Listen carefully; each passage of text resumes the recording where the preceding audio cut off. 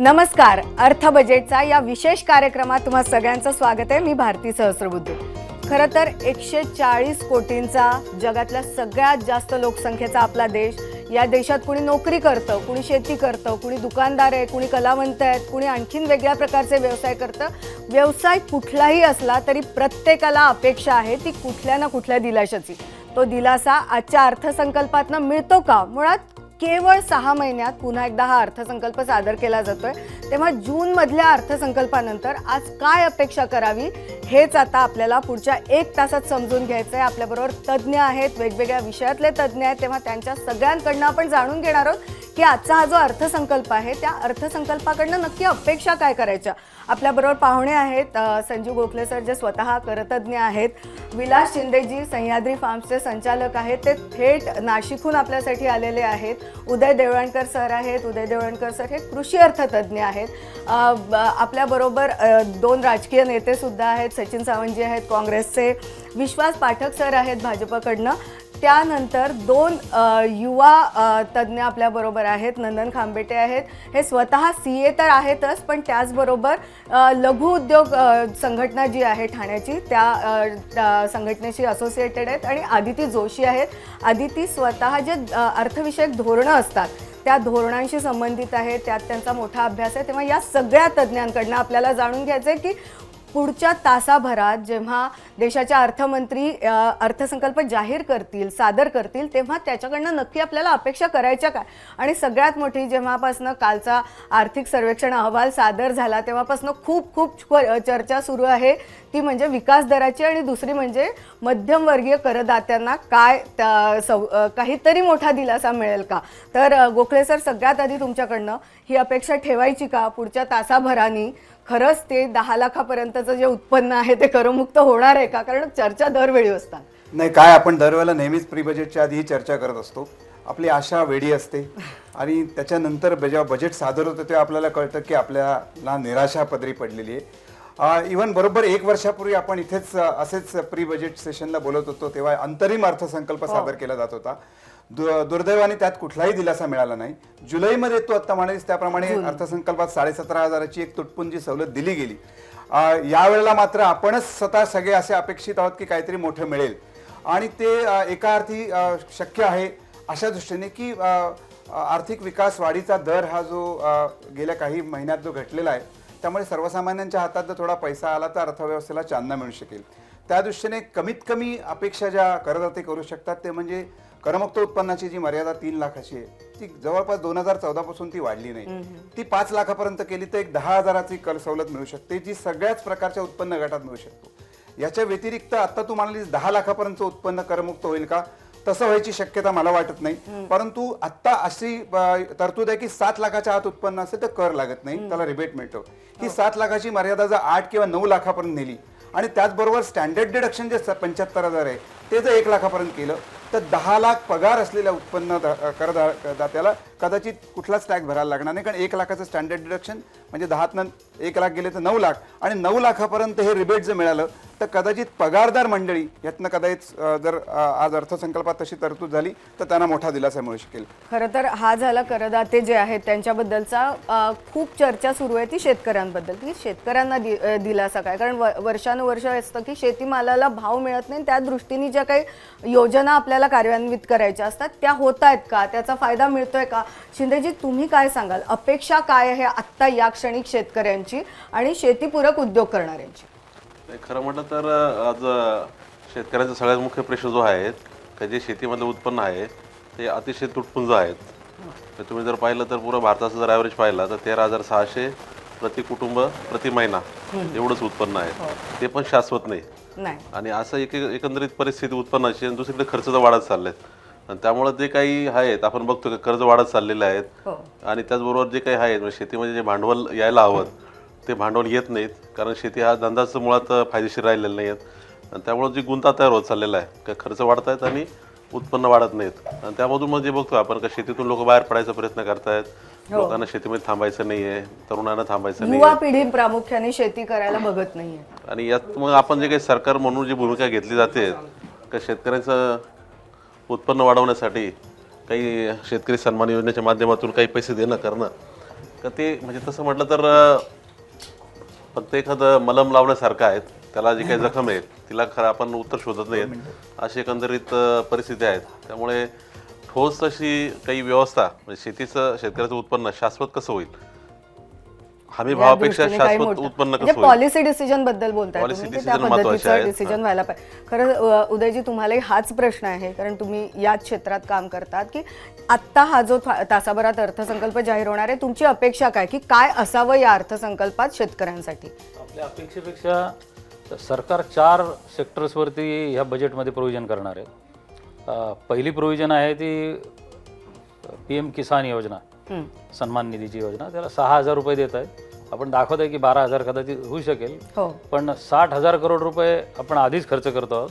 तर ह्याच्यामध्ये 2,000ची वाढ शक्य आहे, 8,000पर्यंत जाऊ शकतं आणि त्यासाठी 80,000 करोड रुपये लागतील. हो, दुसरं जी महत्त्वाची गोष्ट आहे ती इंटरेस्ट सबवेन्शन स्कीम, म्हणजे आपण कर्जावरील व्याजाला जी सवलत देतो ती जवळपास 20,000 कोटी रुपयाची आहे. त्याच्यात भरीव वाढ अपेक्षित आहे. तिसरं, काल इकॉनॉमिक सर्वे ज्यावेळेला तुम्ही पाहिला, 2-3 महत्त्वाच्या गोष्टी हायलाईट केल्या आनंद सरांनी, मुख्य आर्थिक सल्लागारांनी. त्यामध्ये पंतप्रधान सिंचाई योजना म्हणजे ठिबक सिंचनावर जो खर्च केला गेलेला आहे गेल्या 10 वर्षामध्ये, त्याचं प्रमाण तिप्पट वाढलेलं आहे आणि 78 लाख हेक्टरपेक्षा जास्त जमीन ही संरक्षित सिंचनाखाली आली आहे आणि त्याच्यात वाढ करण्याचा उद्देश आहे. दुसरा एक महत्त्वाचा उल्लेख होता त्याच्यात, म्हणजे विलास शिंदेंचं त्याच्यात कॉन्ट्रीब्युशन आहे. त्याच्यात त्यांनी शेतकऱ्यांनी घेतलेली इनिशिएटिव्ह खास करून यांचा उल्लेख केला आणि त्यात असं सांगितलं की याचं रिप्लिकेशन आपल्याला करायचं आहे. याचा अर्थ उघड आहे की अशा प्रकारच्या प्रयत्नांना सह्याद्री फार्मसारख्या चालना देण्यासाठी काही योजना येणं अपेक्षित आहे. आणि तिसरं, केरळमधल्या बचत गटांनी जे काम केलं आहे शेतीमध्ये, त्यालाही चालना मिळणं अपेक्षित आहे. याशिवाय 23 पिकं आहेत MSP कव्हरखाली, त्याचं संख्या वाढण्याची काही शक्यता आहे. मागच्या बजेटमध्ये जुलैच्या श्री अन्नाबद्दल विशेष उल्लेख केला होता. त्या श्री अन्नाच्या व्हॅल्यू चेन्स डेव्हलप करण्यासाठी आणि जगातल्या ज्या वेगळ्या वेगळ्या खाद्यपद्धती आहेत, मेक्सिकन आहे, कॉन्टिनेंटल आहे, अरेबिक आहे किंवा इटालियन फूड पद्धती आहे, ह्यामध्ये हे अन्न कसं जाईल यासाठी काही योजना अपेक्षित आहेत. नाही, तुम्ही आता ज्या योजना आज अपेक्षित आहे त्या सांगितल्याच. आता टिळक सर सुद्धा आपल्याबरोबर आहेत, अर्थतज्ज्ञ आहेत आणि अर्थसंकल्प तज्ज्ञ आहेत असं म्हटलं तरी चालेल. आपण वर्षानुवर्ष त्यांच्याकडनं अर्थसंकल्प समजून घेतोय.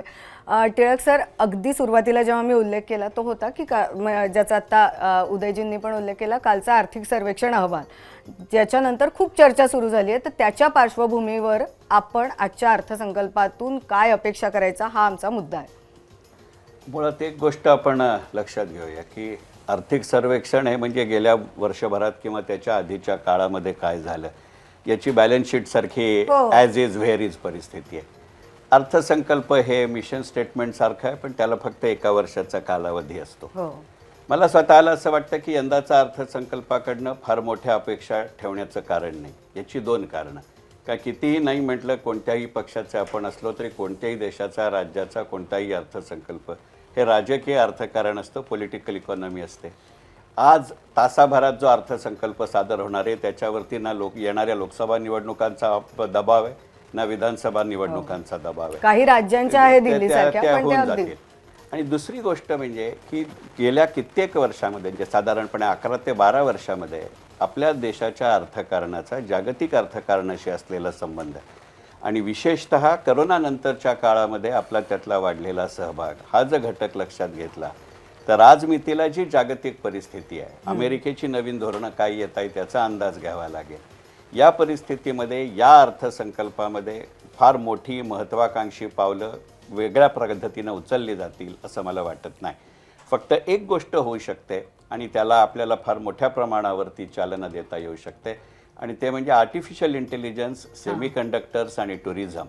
या ज्या 3 गोष्टी आहेत, कारण ह्या तिन्हीमध्ये वेगळ्या पद्धतीनं अगदी लघु उद्योगापासून कुटीर उद्योगापासून MNC पर्यंत फार मोठ्या प्रमाणावरती रोजगार निर्मिती होऊ शकेल आणि या रोजगार निर्मितीला चालना देणं हे अत्यंत महत्त्वाचं आहे. सरकारी क्षेत्राच्या बाहेर जात अशा पद्धतीच्या उद्योगांना चालना देणे असं माझ्या अर्थसंकल्पाकडनं अपेक्षा आहे. मला असं वाटतं टिळक सरांचं म्हणणं थोडंफार सचिनजींना पटलं असेल की फार काही अपेक्षा करायला नको. राजकीय दृष्ट्या विचार केला तर कुठलीही निवडणूक नाही आणि अगदी जसा मी उल्लेख केला की 6 महिन्यापूर्वी एक अर्थसंकल्प सादर झाला होता जो अगदी निवडणुकांनंतरचा होता आणि त्यात म्हणजे 5 वर्षाचं आमचं विजन काय असेल अशा पद्धतीने बऱ्याच योजनांबद्दल सांगितलं गेलं होतं.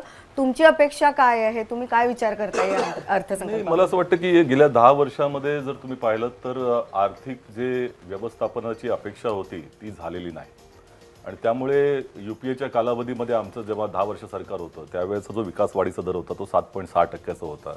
आता हा ॲव्हरेज 6% पोहोचतोय आणि जगभरामध्ये आता जी चर्चा आहे ती भारताची अर्थव्यवस्था ही मंदावते, आर्थिक विकास वाढीचा दर मंदावतोय. म्हणजे ह्यांनी ज्या ज्या वेळेला काही एस्टिमेट दिलेले होते म्हणजे गेल्या बजेटमध्ये सुरुवातीला फेब्रुवारीला 328 लाख कोटीची अर्थव्यवस्था यावेळेला होईल. नंतर तो जेव्हा पूर्ण बजेट दिलं जून जुलैमध्ये त्यावेळेला ती 326 लाख झाली. आता म्हणतात 324 लाख झाली. म्हणजे ह्यांचं काही एस्टिमेटचा देखील काही थारा नाही. पुढच्या कालावधीमध्ये 6.3% ते 6.8%चा असा त्या ठिकाणी विकास दर म्हणतायत. परंतु गेल्या वेळेला जेव्हा आर्थिक सर्वेक्षण अहवाल आला त्यांनी जो त्यावेळेला सांगितलं होतं की इतका दर होईल तो देखील गाठता आलेला नाही. वस्तुस्थिती अशी आहे की हा जो डेमोग्राफिक डिव्हिजन ज्याला भौगोलिक लाभांश आपण अशा एकंदर देशामधची परिस्थिती आहे की आपल्याकडे युवा शक्ती भरपूर आहे, कार्यशक्ती, युवा कार्यशक्ती. त्याचा जर उपयोग करायचा असेल तर आपल्याकडे फार कमी काळ आहे. त्या कालावधीमध्ये आपल्याला 8 ते 10% विकास दर जर गाठला नाही तर हे जे विकसित भारताचं काही वल्गना जे करतायत ते कधीच शक्य नाही. प्रश्न असा आहे की तुमच्या समोरची आव्हानं काय आहेत. आज सगळ्यात मोठा महागाईचं आव्हान आहे, सगळ्यात मोठी बेरोजगारी आहे. म्हणजे आज जर बघायचं झालं तर 47 वर्षातली सगळ्यात मोठी बेरोजगारी आज भारतामध्ये आहे आणि अशा वेळेला 2 मधला एक जो युवा आहे तो बेरोजगार आहे. दुसरी गोष्ट अशी की तुमचे रिअल वेजेस वाढत नाहीत.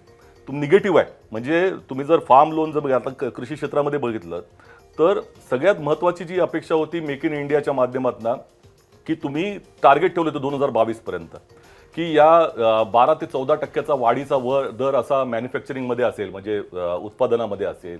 तुमचा 25% GDPचा वाटा असेल. 100 मिलियन म्हणजे जवळपास 10 कोटी रोजगार तुम्ही तयार करणार आहात. त्यातलं कुठलंही गाठलं गेलेलं नाही. आज तो 5.8% आहे मॅन्युफॅक्चरिंगचा तुमचा वाढीचा दर.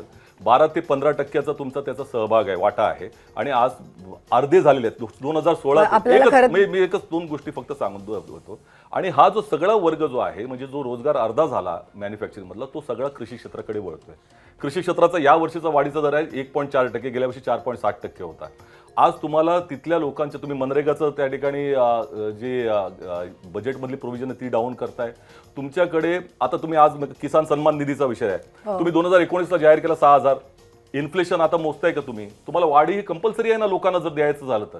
आणि त्यामुळे तुमचे एकंदर जे काही निर्णय आहेत ते इतके चुकीचे आहेत की मध्यम वर्ग असेल, लघु मध्यम वर्ग असेल, गरीब वर्ग असेल, शेतकरी असेल, कामगार असेल, हे संपूर्णपणे गरिबीच्या गर्तेमध्ये चाललेले आहेत. आणि काही लोक जे आहेत जो आर्थिक विषमतेचा मोठा भाग आहे की या देशामध्ये यावर्षी 112 बिलियनर होते ते 200 झालेत ह्या वेळेला.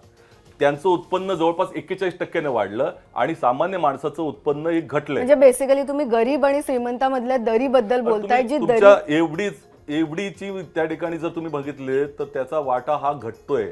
सामान्य माणसाला जगायचं कसं. आज 3 रुपयानं वाढलंय रिक्षा टॅक्सीचा दर त्या ठिकाणी. त्यांचा पगार वाढतोय का लोकांचा? त्यामुळे हे सगळं जे काही आहे ते आर्थिक गैरव्यवस्थापन आहे. विश्वासजी, तुम्हाला हे सगळं पटतंय का आणि तुमची पण अपेक्षा असेल अर्थसंकल्पाकडनं? खरं तर आदिती या प्रश्नाचं उत्तर विश्वासजी नंतर मला तुमच्याकडनं घ्यायचंय कारण तुम्ही पॉलिसीमध्ये काम करता. बघा हे बजेट म्हणजे एस्टिमेट्स असतात. त्यामध्ये 328 लाख कोटी असो की 324 लाख कोटी असो हे 1947 पासून असं असतं. त्यामुळे सचिनजींनी यांच्यावरनं पॉईंट स्कोर करण्याचा जो प्रयत्न केला तो अतिशय मला वाटतं फिबल वाटला मला. मुद्दा असा आहे की 2014 पासून नरेंद्र मोदींचं सरकार आहे. एक लाईन घेऊन हे चाललेले आहेत. त्यामुळे बजेटमधनं लोकांना अपेक्षा आणि अपेक्षाभंग आता हे असं राहिलंच नाही. लोकांना हे कळलेलं आहे की मोदीजी आणि आता निर्मला सीतारामनजी जे 8व्यांदा बजेट पेश करतात आहे की हे जे करतील ते आपल्या हितातच करतील. आता हिताचं काय करतात आहे? आपण इन्कम टॅक्सचं देखील आत्ता बोललो. 2014 पासून कधीतरी इन्कम टॅक्सचे दर वाढले आहेत का? यापूर्वी ते नेहमी वाढत असायचे. हे दर वाढवलेच नाही त्यांनी. कॉर्पोरेट्सला चालना मिळावी, रोजगार निर्माण व्हावा, रेव्हेन्यू वाढावा. नाही, मला बोलू द्या आता, सलग बोलू द्या. रोजगार मिळावा म्हणून कॉर्पोरेटचे 30%वरून 25% दर केले आणि त्याचा देखील फायदा मिळतो आहे. आज GSTचं कलेक्शन साधारणतः 2 लाख कोटी हे महिन्याला सुरू झालेलं आहे. की याला फायनान्शियल डिसिप्लिन म्हणतात. इन्कम टॅक्सचे दर न वाढवता किंबहुना स्लॅब्स वाढवल्या तरी इन्कम टॅक्सच्या किटीमध्ये जास्त पैसे येत होत्या. याचं कारण असं आहे की या सरकारला लोकभूमिक आणि जनतेच्या वेलफेअरच्या ज्या स्कीम्स आहेत त्या करायच्या आहेत. म्हणून मग इन्फ्रास्ट्रक्चर असो, मेडिकल असो, शेतकऱ्यांचं हित असो, अशा अनेक गोष्टींवर, अनेक आघाड्यांवर हे सरकार काम करत आहे. अगदी एका वाक्यात हे करा, कारण आपल्याला छोटासा ब्रेक घेऊन परत यायचंय. तर तुम्हाला नाही, काय पहिली म्हणायचं गोष्ट ते अशी आहे अगदी की थोडक्यात कॉर्पोरेट टॅक्स आज लक्षात घ्या, आज देशामधले सगळ्या परकीय ज्या FIIs म्हणतो आपण त्यांना, त्या पळतात का कॉर्पोरेट हे प्रॉफिट कमवत नाही आहेत या देशामध्ये. शेअर मार्केट 10% डाऊन झालं, एकच गोष्ट सांगतो. आणि कॉर्पोरेटला तुम्ही जेवढी 1.5 लाख कोटीची रिबेट दिली, आजच्या परिस्थितीमध्ये कॉर्पोरेट टॅक्स जो देतोय देशाला त्याच्यापेक्षा जास्त इन्कम टॅक्समधनं टॅक्स आहे.